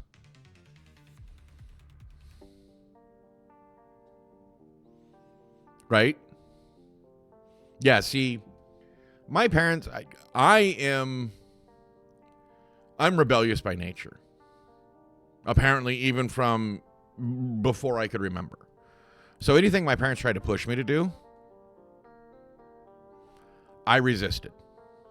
I set my own goals. I did my own thing, and to hell with what anybody else thought. But that wasn't until high school when I realized that no matter what I did, no matter how good I did, I mean, I went from straight Fs. Actually, okay, let's be honest, straight zeros to straight A's with only one A minus by the end of that year. And they were like, oh, yeah, see, we knew you could do it. I don't think they understood how hard that is, because it wasn't just A's at the end, you know, like, oh, the second semester or second trimester, whatever. Second semester, I got A's, but the average grade would have been like a D. I pulled the whole GPA up to a 3.1, 3.2, I think, on average.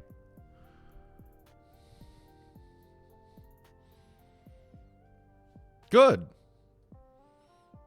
Sometimes the best support we can give as parents is just being there.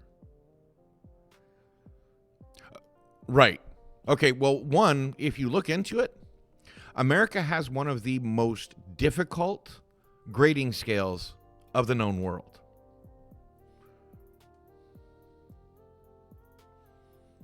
If you get a 60%, you're failing. If you get your stuff 60% correct, you're failing.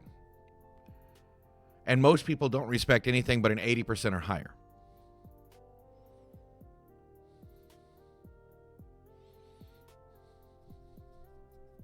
Right. So just think about it. Anything out of 100. Not in America. 60% is failing. Yeah, I mean, most people don't realize that, you know, it's like, oh, yeah, America looks really bad. It's like most other places actually have a 20% grading scale, right? So the top 20% is an A, is what the equivalent of an A.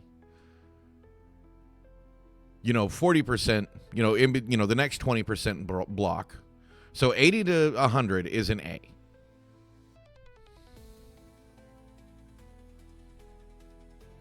Afford tutors? No, they can just afford the Chat GPT to give them the correct answers, not the generic.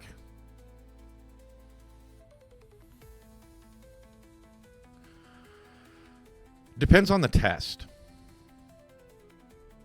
Some of them are stupidly easy. Like, you would be baffled.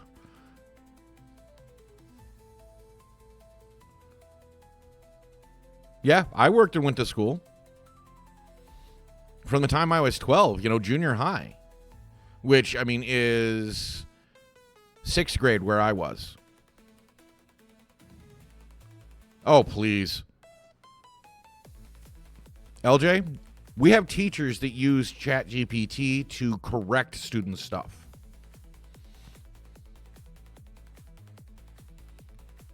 Like, it's a circle jerk of AI. Nobody's learning anything. Not to be, too graphic about it, but I mean, that's just what school has turned into in a lot of places. No, students shouldn't use ChatGPT because you need to learn.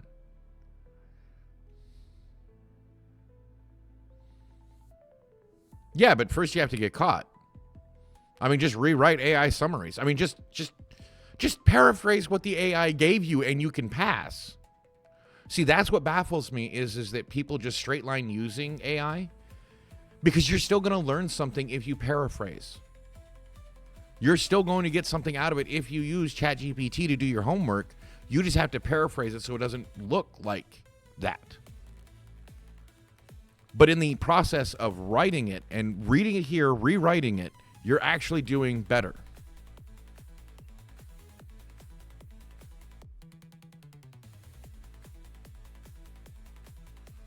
Wow. But lectures generally, I mean, are just restating the same stuff that you read in the book. I always walked out of lectures in college. I took the hardest course we had, Myth, Ritual, and Magic. And, oh, God, cryptic, what'd you say? Oh, pfft.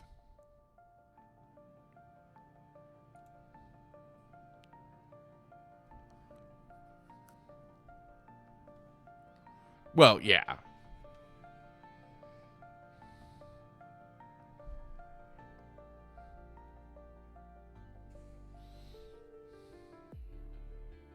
Yeah, see, and that's what I'm going to say is that this is why you shouldn't use AI to do your stuff.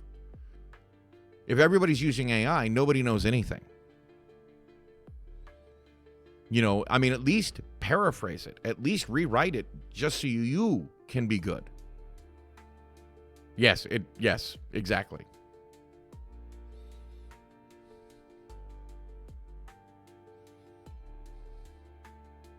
Nice. Well, anyway, I was taking... Good try, hello there. Why didn't it play? Why is it doing this again?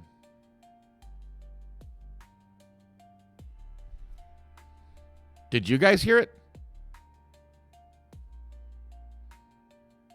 Did you guys hear the jump scare?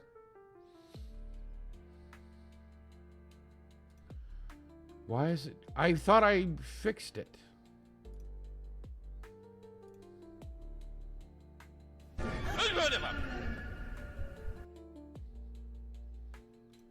Okay.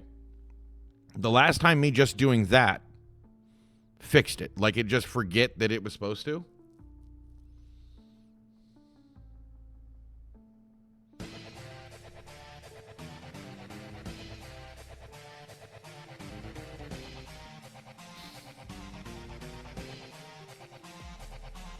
Have a good one, Green Jeans.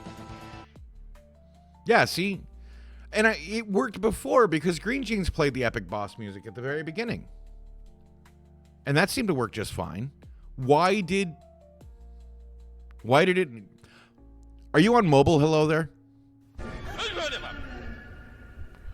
Oh, but Eevee is normally on mobile. So I don't know.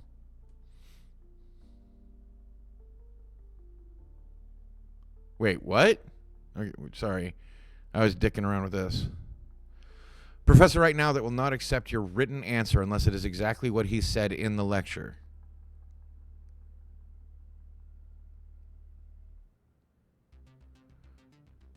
Oh my god. The online proctoring bullshit is such crap. Sorry, Gossip. I missed what you had said. Yeah, I mean...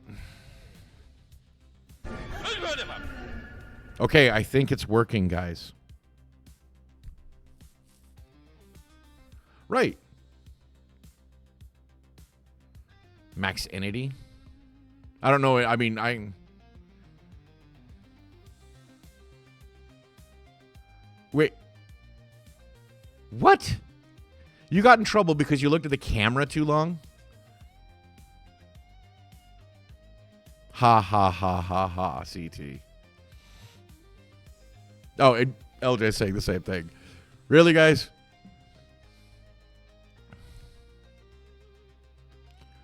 I would be so screwed.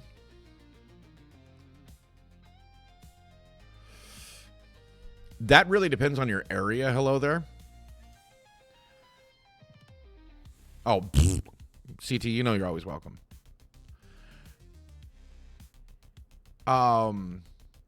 Because like where I was, it was better to go in person because they were so bass-ackwards at online. Right. Yeah, to be honest, I prefer in person. But at times, you just may not have that opportunity.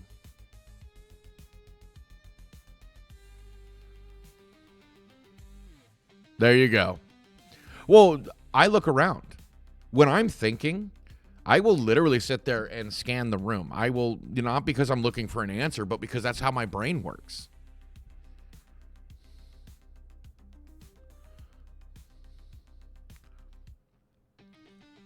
I would love to go back to college. Like, if I had my preferred job, like, if I could do anything in the world, it would just be going to college, learning.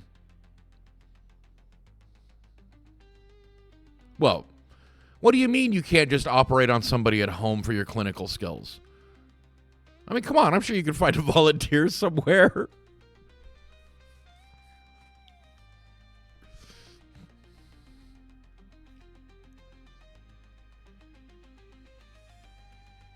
Well, yeah. I mean, a lot of people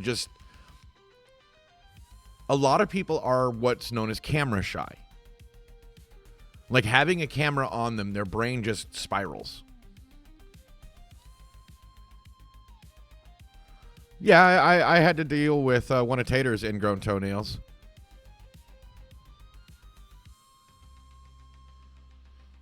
Oh, see, I'm American. If it's something simple as an ingrown toenail, pull out the knife, a little rubbing alcohol, and I got it. Tonight's Lethal Company is about to be cursed. Welcome back in, Ghost.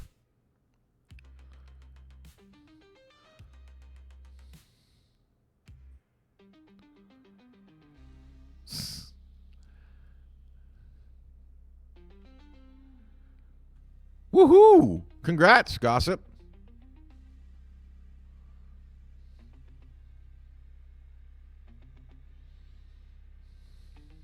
Oh, okay. Well, that is pretty bad. Yeah. I know people like mods. I am not a big fan of using mods. I mean, I will use certain mods, but others I don't know.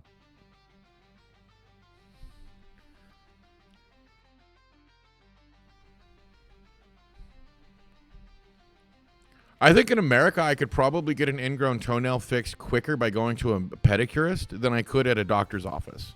I'm just going to be honest here. I think a pedicurist could probably fix it a lot quicker. I mean, and plus, it's a double associates, so that's pretty good. So you going to take it easier on the next phase, or are you going to go hard again? Gossip.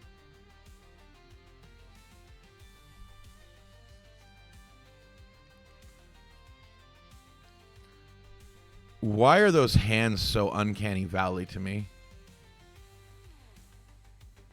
You didn't know you were doing it? You just fit the requirements of two of them and just by chance. That's hilarious. And congrats.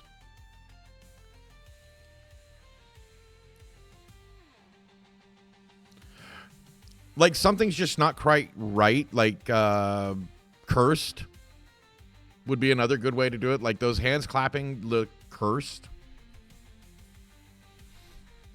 Well, I could have graduated high school my second year.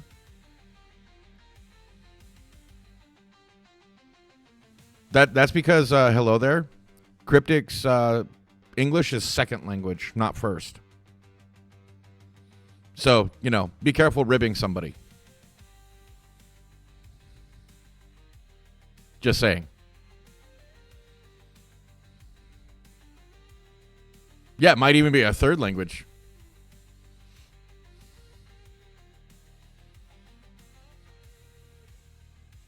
I still do things wrong.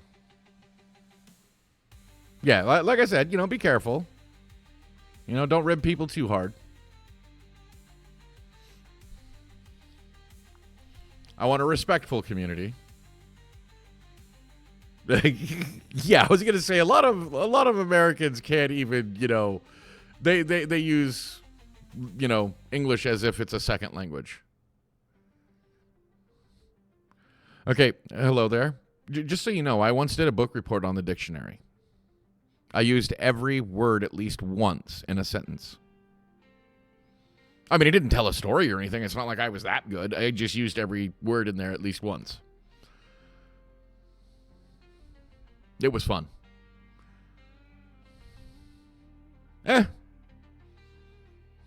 I to further challenge myself, I did it on Encyclopedia Britannica. I did it over a summer. I got from A to M. Well, yeah, I did it on each section. But yeah, like in my second year of high school, I found out I could have graduated.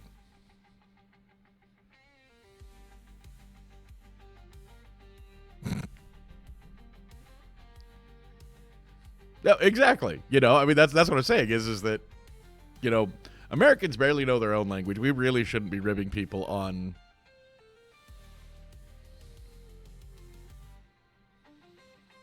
Well, yeah, but I know a little bit of French and a little bit of Spanish, like very little Spanish. One day we had somebody in here, speaking Spanish, and I was like reading the Spanish. And it's like, well, English is hard. It is one of the most difficult languages in the world. Not the most difficult, but it is one of. And it's because English is also so exact, except for when it's not.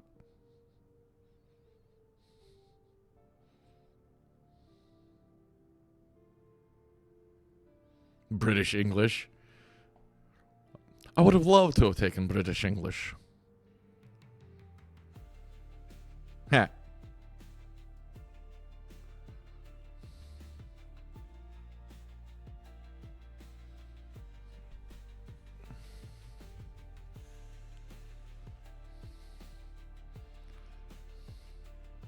I don't know. I in junior high, I tried to teach myself Italian. And my buddy, I can't remember what he was learning. I should know this.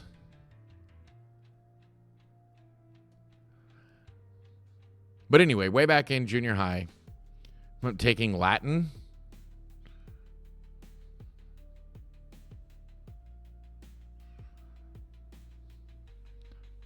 Yeah, but in Harry Potter, they were also using Latin. Latin's fun, but I wouldn't really call it. Okay. Well, okay, then, yeah, taking Latin makes sense.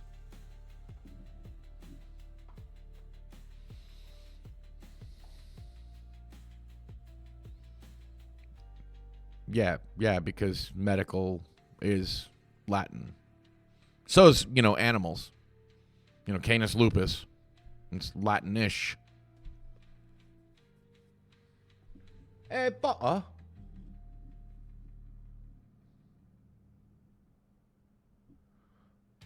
Livido reticularis. I don't know what I just did. I hope everybody's okay.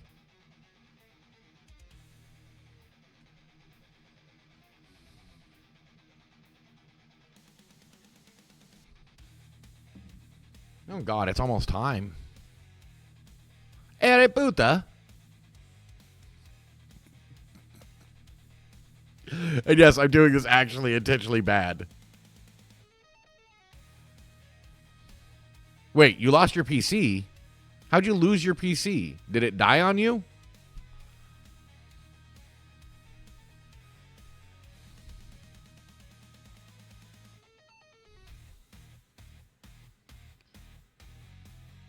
Well, you're welcome. Sell it to a zoo. I'm sorry about your car, gossip. Apparently, I'm pretty good at this. One spell and it had so many different effects. Hey, next meal, how hungry are you? 5,000-pound hippo should be at least a month's worth. Heck.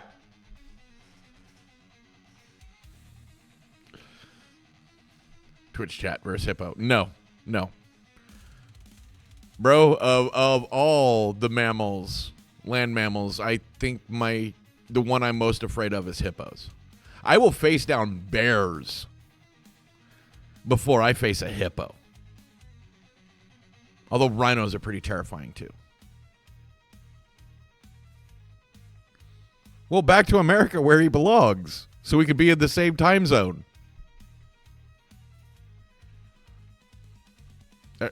Okay. Earlier you said you lost your PC, so I was curious. Oh, never mind.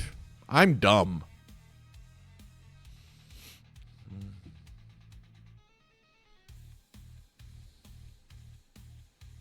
No, every computer is binary. I'm sorry, I hate to break it to you, but every computer is binary. That is the literal language they're based on. They can be nothing else. Machine code is binary.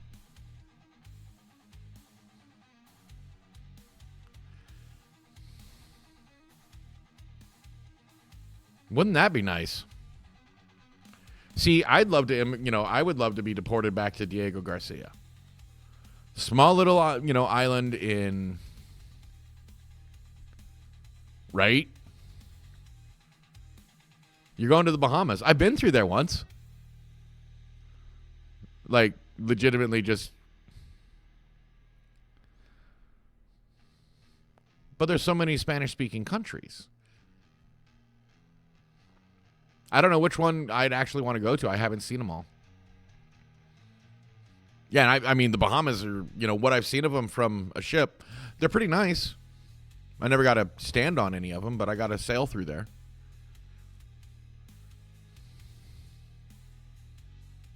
Okay, well...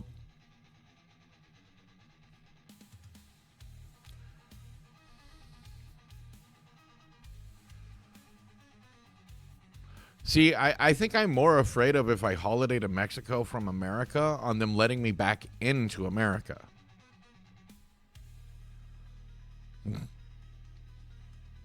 ICE would have to do a big job to figure out where to deport me from. Or to. Because technically, my dad's side of the family has been here longer than there's been America. We have always been poor farm helpers or something to that effect. Russia, the mother Russia. Russia, make fine vodka. Good for stewing boots in. Heck. Actually, I do have to say one thing about ICE so far. I haven't heard them actually killing anybody yet over all of this crap.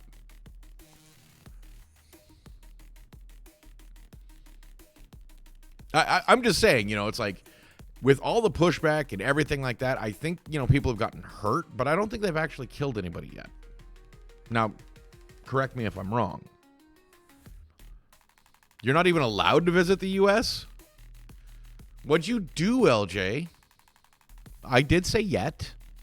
And if I didn't, I meant to.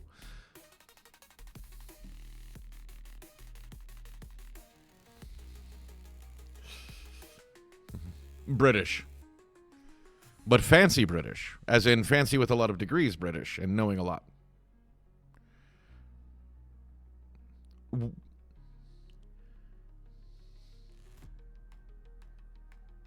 Are they really, or is that just what the news is saying? Like LJ, they're going to randomly detain you.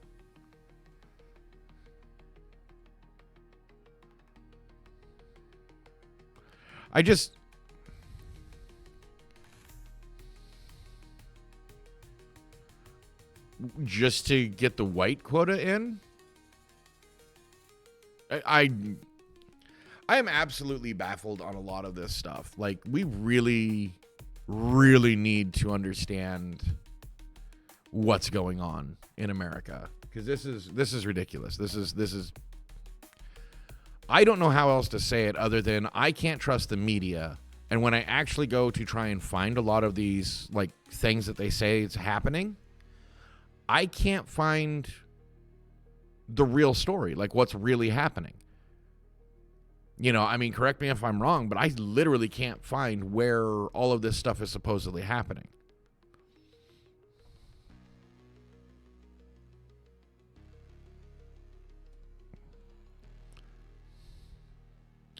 I don't trust Snopes anymore since MSNBC bought it.